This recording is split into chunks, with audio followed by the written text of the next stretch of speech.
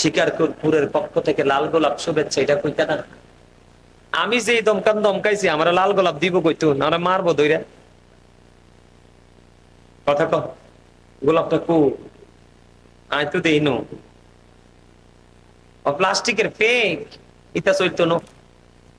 কথা কন না কেন? আর্টিফিশিয়াল কোনো কিছুতে আমি একমত। ভালোবাসা যেমন কাঁচা, সংবর্ধনা হবে একদম কাঁচা, ঠিক কেন বলেন? কাঁচা না, ফেক সিনারা ঠিক। কথা কয় না ওয়ান টাইম। তবে এরই না থাকলে পৃথিবী বাঁচলো নইলে বন হয়। নবীজি সিনের কথা কইয়ে গেছে। কথা কন না কেন? আমার কথা রাগ হইতেছেন না? আমি আমার আলোচনা আপনারা অনলাইনে যারা শোনেন তারা জানবেন, আমি বিষয় ছাড়া আলোচনা করি না। কিন্তু আপনাদেরই অবস্থাটাই এতটাই প্রতিকূলে, এখন আপনাদেরকে আমি এক্সাম্পল দেওয়া ছাড়া আপনাদের কাছে আমার কিছুই রইল না। আমার মনে হয় আপনাদের এই খবরও পেল না, সেবা একটা সেকেন্ডের জন্য দাঁড়াইল না, একটা সেকেন্ডের জন্য দাঁড়ায় না রে বন্ধু। দৌড়াইতে প্রাণের নবীর কাছে যখন দেখা হয়ে গেল, ডাক দিয়ে বলেন সেবা, তোমার অনেক বড় ক্ষতি হয়ে গেল রে নসিবা।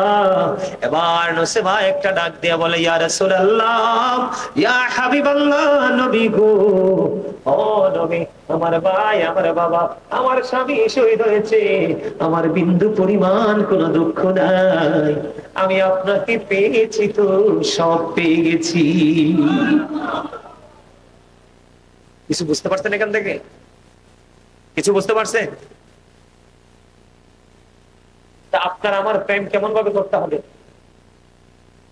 আপনাকে আমাকে জীবন দিতে হবে না, মাঝে মাঝে আল্লাহর রাস্তায় দান করতে হবে, মাঝে মাঝে আল্লাহ আল্লাহ রাসূলকে খুশি করার জন্য তাদের দেখানো পথে চলতে হবে। এটাই তো প্রেম, নাকি অন্য কিছু?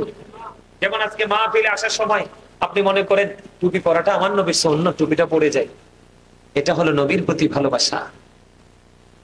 কি না, আমি চা দোকানে প্যান্ট পরে যাই, মাহফিলেও যদি আমি প্যান্ট পরে যাই, তাহলে মাহফিল আর চা দোকানের মধ্যে তো কোনো পার্থক্য রইলো না। রইলো না? আমি আজকে কি করবো? পাঞ্জাবি পরে যাবো, পায়জামা পরে যাবো, মানে সব দিনের চাইতে, কারণ আমাদের এই প্রোগ্রামটা প্রতি বছর একবার হয়। তাহলে ওই দিনে আমরা সবাই উত্তম রূপে সেজে গুজে মাহফিলে আসবো। এটা হলো জান্নাতীদের সিমটম। সেটা আপনাদের মধ্যে নেই, আর তাকওয়া একেবারে নাই। আপনি ইমানদার হলে চলবে না, ইমানদার হওয়ার পাশাপাশি আপনার হৃদয়ে ভয় তৈরি করতে হবে, সঞ্চার করতে হবে। ভয় যদি আপনি কি করতে না পারেন, কালেক্ট করতে না পারেন, ভীতি সন্তুষ্ট যদি হতে না পারেন, তাহলে আপনি সফল হতে পারবেন না। বন্ধুরে আমার, মা বোনেরা, আমার নবীকে কেমন করে ভালোবাসতে হবে আমি আরেকটা শিক্ষা দিই বন্ধু। হযরতে হানজালা রাদিয়াল্লাহু তাআলা আনহু বিয়ে করলো, ভাসর হলো, বিয়ের রজনী, বিবির সাথে বন্ধু ভাসর হয়ে গেল। খবর পাইলেন যুদ্ধের ময়দানে নবীজি শাহাদাত বরণ করেছে, দুশমনেরা আমার নবীকে পৃথিবী থেকে বিদায় করে দিয়েছে।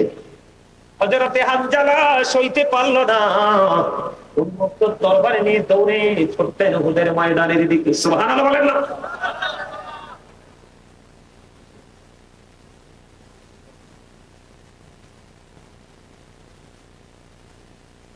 বিবি ফেলে যদি হানজালা বিয়ের জড়িত নবীর জন্য দৌড়াইতে পারে, এই কসবা শিকারপুরের, এই শিকারপুর গ্রামের মানুষগুলো যদি নবীর প্রেমিক হতো, তাহলে আজকের দিনে সব কাজ ছেড়ে মাহফিলে চলে আসতো।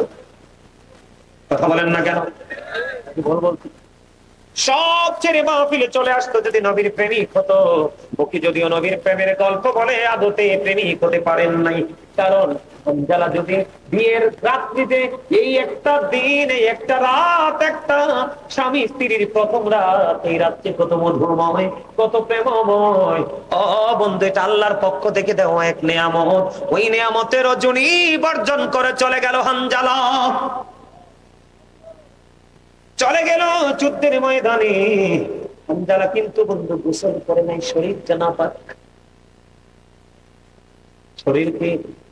শরীর পুরো নাপাক, স্ত্রীর সাথে মাত্র আলিঙ্গন হয়েছে, ফিজিক্যাল মিনিমাশন হয়েছে, নবীর কথা শুনে উহুদের ময়দানের দিকে দৌড়ে চলে গেল। যাইতে যাইতে যাইতে যাইতে বন্ধু, যে অনেক বড় ঘটনা, যুদ্ধের ময়দানে হযরত হানজালা রাদিয়াল্লাহু তাআলা আনহু শাহাদাত বরণ করলো।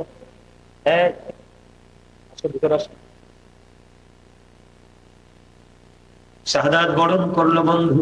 খেয়াল করেন বিষয়টা, পিছন পিছন হানজালার বিবিও দৌড়ে চলে গেল।